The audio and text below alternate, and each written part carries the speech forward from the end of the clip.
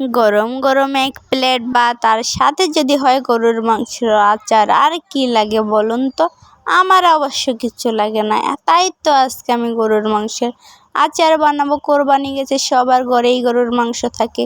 তো গরুর মাংস নিয়েছি, আদা রসুন বাটা নিয়েছি, পেঁয়াজ কুচি নিয়েছি, দারুচিনি, এলাচ, লবঙ্গ সব মশলা নিয়ে নিয়েছি আমি। সব রেডি আছে, এখন আমার শুধু চুলাটা ধরাইতে হবে। গ্যাসটা তো মাটির চুলায় আজকে আপনাদের আচার বানিয়ে দেখাবো। তো কড়াইতে তেল দিয়ে দিচ্ছি, পেঁয়াজ কুচি দিয়ে দিচ্ছি, পর 2টা তেজপাতা চিড়ে দিয়ে দিচ্ছি, আর শুকনো যা মশলা ছিল ওগুলো দিয়ে দিচ্ছি। ওগুলো ভালো করে ভাজা হয়ে গেলে আদা রসুন বাটাটা দিয়ে দিলাম। এটা তো ভালো করে ভাজতে হবে, তাই না? না হয়তো গন্ধ যাবে না, কাঁচা কাঁচা ফ্লেভার, আচারটা তো মজা হবে না। এইটা আপনারা অনেক দিন সংরক্ষণ করে রাখতে পারবেন।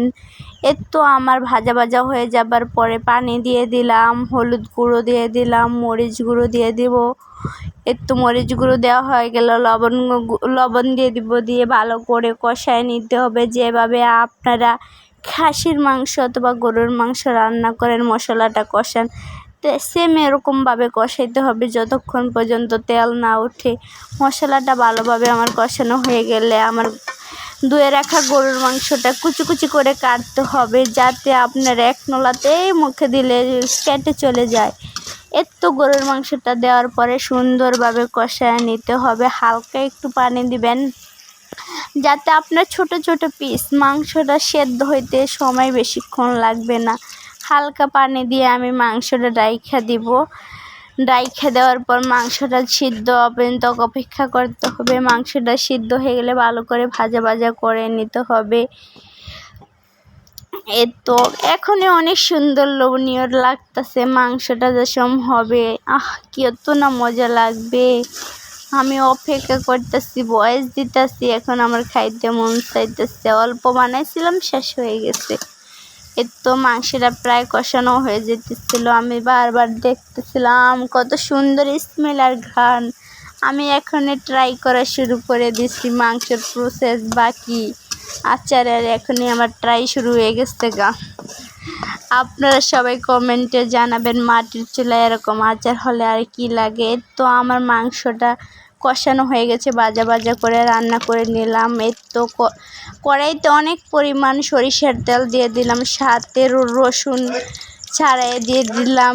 তো এই জায়গায় জিরা আছে, পাঁচফোড়ন আছে, ধনিয়ার গুঁড়া আছে, এগুলো বাইটা নিয়ে দিব। রসুনটা ভাজা ভাজা হয়ে গেলে মাংসটা দিব। মাংসটা ভালো করে ভেজে নেব। ভাজার পরে তেঁতুল দিয়ে ভিজিয়ে রাখা পানি, টক আচার বলে কথা, একটু টক টক না হলে কেমন হয়। তো আমি মশলাটা বাইটা নিয়ে দিছি। এই ফাঁকে তেঁতুলের পানিটাও দিয়ে দিলাম, ভালো করে নাড়াচাড়া। কত সুন্দর ঘ্রাণ আসতেছিল, কালারটা দেখে আপনারা বুঝে গেছেন। তো 2টা শুকনো মরিচ দিয়ে দিলাম, একটু ঝাল ঝাল করব। আমি কষানোর টাইমে অনেকগুলো মরিচের গুঁড়ো দিয়ে দিছিলাম। তো বাজা রাখা মশলাটা উপরে ছড়াইয়া দিয়েছি। ছড়ায় ভালো করে নাড়াচাড়া করে আচারটা হওয়া পর্যন্ত অপেক্ষা আমাদের করতে হবে। আপনারা সবাই দেখতে থাকুন ভিডিওটা। এটা প্রায় আমার হয়ে গেছে। আচারটা নাড়াচাড়া করতে হবে যে পর্যন্ত না হয়। তো আচারটা দেখতে অনেক কিউট লাগতেছে না? আপনারা জানাবেন সবাই কমেন্টে কেমন লাগছে আচারের রেসিপিটা। আমার কাছে তো খুব দারুণ লাগছে। আমার বাড়ি